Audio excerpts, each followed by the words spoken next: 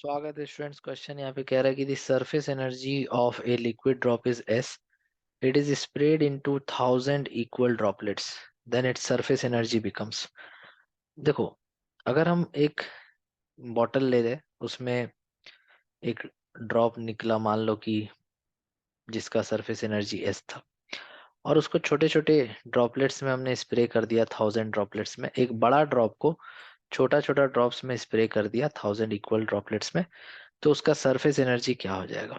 तो surface energy 10 times हो जाएगा। कैसे? देखो, एक्चुअल में जो सरफेस एनर्जी है वो यहाँ पर प्रोपोर्शनल होगा सरफेस एरिया का। जितना ज्यादा सरफेस एरिया उतना ज्यादा सरफेस एनर्जी।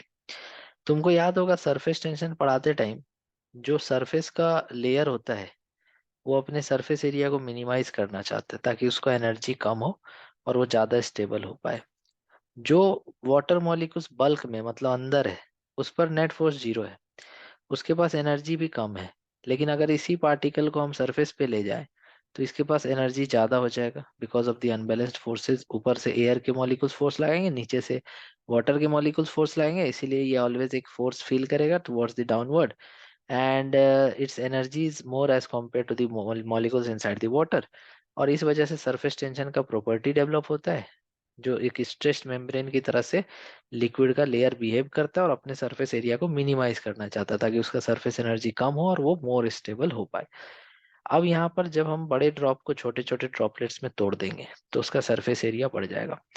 जैसे कि बड़ा ड्रॉप जो था उसका रेडियस आर था, और एक छोटा ड्रॉप का रेडियस मान लो कि स्मॉल आर है, और ऐसा ऐसा 1000 ड्रॉप्स है। तो अभी जो एरिया है वो है 4 पाई r स्क्वायर। बाद में जो एरिया हो जाएगा वो हो जाएगा 1000 times of 4 pi small r square. और वॉल्यूम कांस्टेंट रहेगा। जैसे इनिशियल वॉल्यूम क्या था, एक ड्रॉप का 4/3 पाई r क्यूब। तो सारे ड्रॉप का वॉल्यूम कितना था? 1000 times of 4/3 pi small r cube. तो ये वैल्यू सेम रहेगा। तो अगर ये वैल्यू सेम रहेगा तो हम ऐसा लिख सकते हैं कि 4/3 pi r cube is equal to 1000 4/3 pi small r cube. तो 4/3 पाई कट गया, तो capital R cube equal to क्या आया? 1000 इंटू स्मॉल r क्यूब। तो हम ऐसा कह सकते हैं कि capital R is equal to 10 times of r। तो अगर हम इस r की जगह पे 10r रख दे तो क्या A2 इक्वल्स टू ऐसा हो जाएगा? 1000 इंटू 4 पाई इंटू r/10 रख देते हैं, r/10 का स्क्वायर।